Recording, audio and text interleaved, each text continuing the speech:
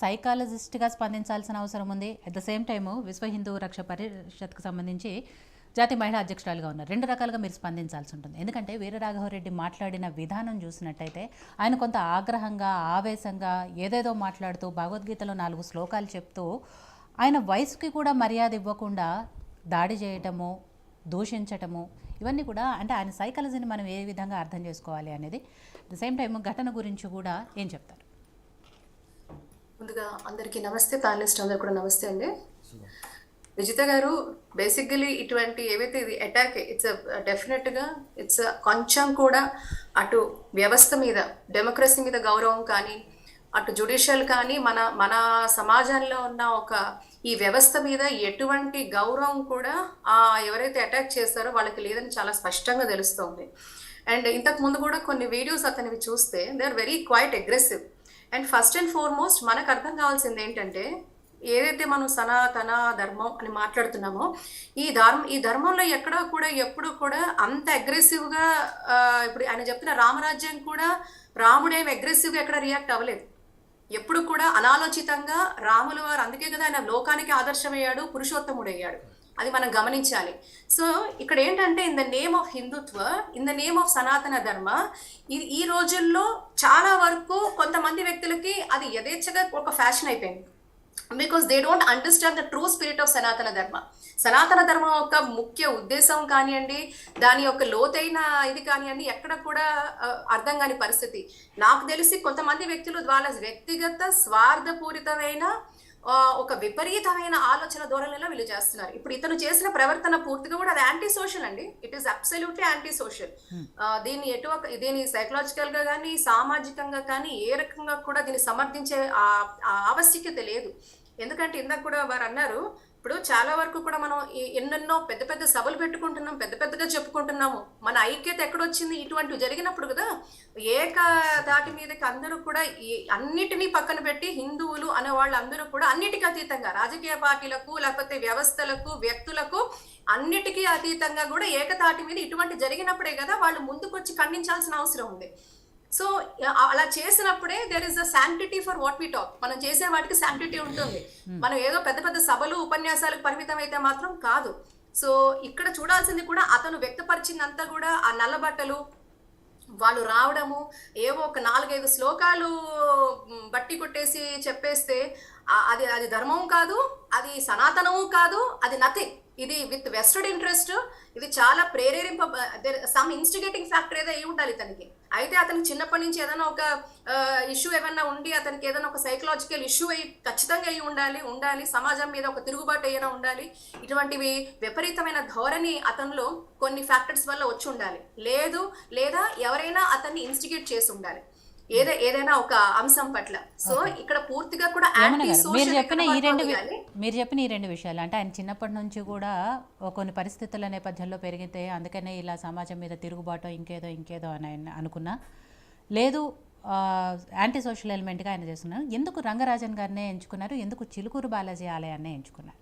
అంటే నేను కొంతవరకు ఇది జరిగిన తర్వాత చూస్తున్న విశ్లేషణ, కొంతమంది అతన్ని చదువుతూ ఉంటే కూడా ప్రధానంగా వైష్ణవ ఆలయాల మీదే అతను ఇంతకు ముందు ఉన్న వీడియోస్ లో కూడా వైష్ణవ ఆలయాలకు సంబంధించి అతను మాట్లాడటము, తర్వాత నేను రాముల వారికి సంబంధించిన వంశానికి, ఇక్ష్వాకు వంశానికి చెందిన వాడిని చెప్పుకోవడము, సెల్ఫ్ డిక్లేర్ గా మాట్లాడుకోవడం, ఏవో కొన్ని పదజాలాలు ఎక్కడా క్లారిటీ లేదు. ఇప్పుడు ఏమవుతుందంటే, మనకున్న సమాజంలో నేను కొన్ని వీడియోస్ చూసాను ఈ సంఘటన జరిగిన తర్వాత. అతను ఎవరు, అతను ధోరణి ఏంటి, అతను ఏం చెప్తున్నాడు అని సమాజానికి.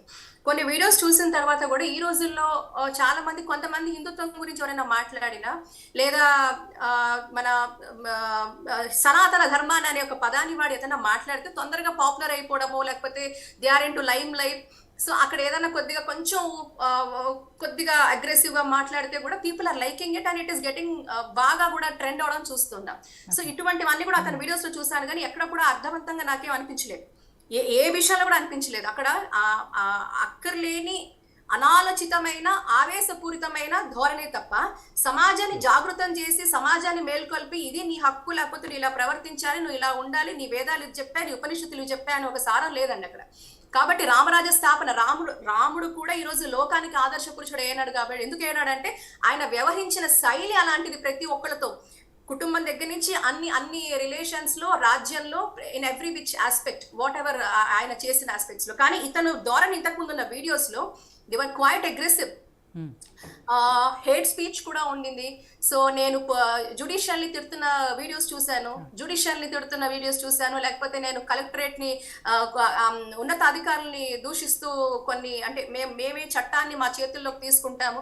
ఇమాజిన్ అతను ఇప్పుడు అట్లాంటి మాటలు విన్నప్పుడు ఒక మాబ్ బిహేవియర్ ని అతను ప్రేరేపిస్తే రేపు పొద్దున అది తప్పకుండా లా అండ్ ఆర్డర్ ఇష్యూ అవుతుంది. ఇది ఖచ్చితంగా.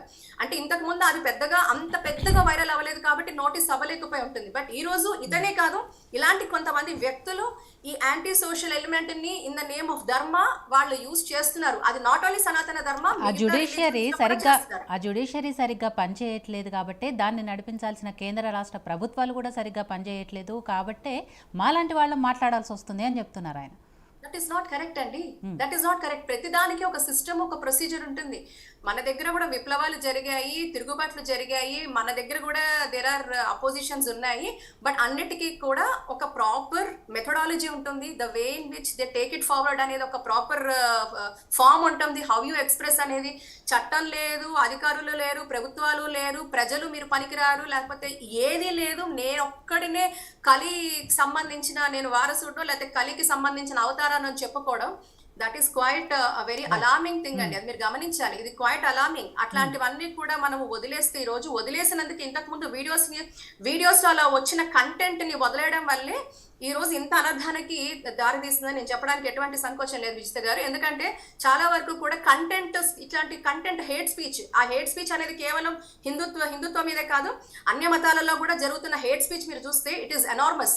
అంటే మీరు సోషల్ మీడియా ప్లాట్ఫామ్స్ లో చూస్తే విపరీతమైన హేట్ స్పీచ్ నడుస్తోంది ఇన్ స్పైట్ ఆఫ్ అన్ని రిలీజియన్స్ లో, నాట్ ఓన్లీ హిందూ రిలీజియన్, అన్ని రిలీజియన్స్ లో హేట్ స్పీచ్ ఎంత ఉందంటే దీన్ని అబ్జర్వ్ చేసి దీన్ని కట్టడి చేసే యంత్రాంగం మన దగ్గర లేదు. అదే మీరు విదేశాల్లో చూడండి. బికాస్ బయట కూడా నేను ఉండొచ్చాను కాబట్టి ఒక్క హేట్ స్పీచ్ కి ఉండదు అక్కడ ఏదన్నా వస్తే immediately it is curbed. Law enforcement authority అనేది చాలా పటిష్టంగా అక్కడ పనిచేస్తుంది. ఒక్క హేట్ స్పీచ్ మీకు యూట్యూబ్ లో దొరకదు, ఫేస్బుక్ లో దొరకదు, సోషల్ మీడియాలో దొరకదు. అటువంటి మాధ్యమాల్లో హేట్ స్పీచ్ అనేది కానీ, రిలీజియన్ మీద కానివ్వండి, ధర్మం మీద దాడి కానివ్వండి, వ్యవస్థ మీద దాడి కానీ ఎక్కడ కూడా మనం బయట చూడం. అంత ఫ్రీడమ్ ఇక్కడ మన దేశంలో ఉన్నప్పటికీ కూడా దీన్ని వీళ్ళు మిస్యూజ్ చేస్తున్నారు. అంటే మనకి ఇంత వెసులుబాటు, మాట్లాడే హక్కు ఉంది కదా అని ఏది పడితే అది మాట్లాడితే అది కరెక్ట్ కాదు. పబ్లిక్ ఆర్డర్ ని, పబ్లిక్ మొరాల్ ని దెబ్బతీసే అవకాశం తీసుకున్నప్పుడు తప్పకుండా చట్టం తన పని తను చేసుకుంటూ పోతుంది. బికాస్ ఆర్టికల్ 25 స్పష్టంగా చెప్తోంది మనకి రైట్ టు ఫ్రీడమ్ ఉంది, రైట్ టు వర్షిప్ ఉన్నది. బట్ దాన్ని మిస్యూజ్ చేసే అధికారం లేదు. మనం పబ్లిక్ ఆర్డర్ ని దెబ్బతీసే అధికారము, స్వేచ్ఛ మనకి లేదు. మనకి స్వేచ్ఛ ఎంతవరకు you can propagate, you can practice, you can profess your religion very peacefully in maintaining the public order. అది జరగకుండా మనం దానికి అతీతంగా వెళ్తాము, ఒక యాంటీ సోషల్ బిహేవియర్ ని మనం చూస్తాము, చట్టాన్ని మన చేతిలో తీసేసుకుంటాము. ఎంత పెద్దవారండి రంగరాజన్ గారు, వాళ్ళ కుటుంబం అంతా కూడా ధార్మికంగా, ఆ కుటుంబం అంతా కూడా భగవత్ సేవలో వాళ్ళు ధారపోసారు, వాళ్ళ జీవితాన్ని తపస్సు చేశారు. ఈ రోజుల్లో అప్పట్లో ఋషులు అలా తపస్సు చేస్తే ఈ రోజుల్లో యమున గారు మళ్ళీ మాట్లాడదామండి. రైట్.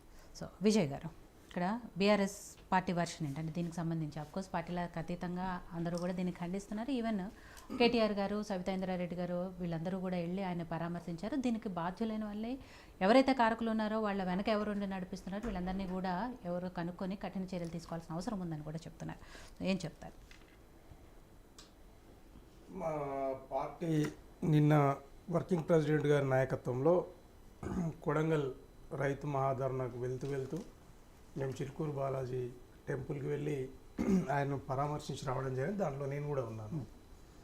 జరిగే విషయాలన్నీ కూడా చాలా కూలంకషంగా ఆయన ఏమేం జరిగింది, ఎట్లా జరిగింది, వాళ్ళ బిహేవియర్ ఎట్లా ఉంది అవన్నీ చెప్పారు.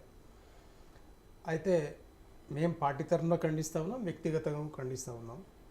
అయితే ఇప్పుడు కూడా సమాజంలో ఈరోజు మతాలు అనేటివి వ్యక్తిగతానికి సంబంధించి, ఆ మతాలు ఆ వ్యక్తులకు ఏదైతే నేర్పుతారో ఆ విధి విధానాలను బట్టి ఆ వ్యక్తిత్వ వికాసం జరుగుతుంది, దానివల్ల జీవన వికాసం ఉంటుంది. వ్యక్తిత్వ వికాసం లేనిదే జీవన వికాసం లేదు. ఇక్కడ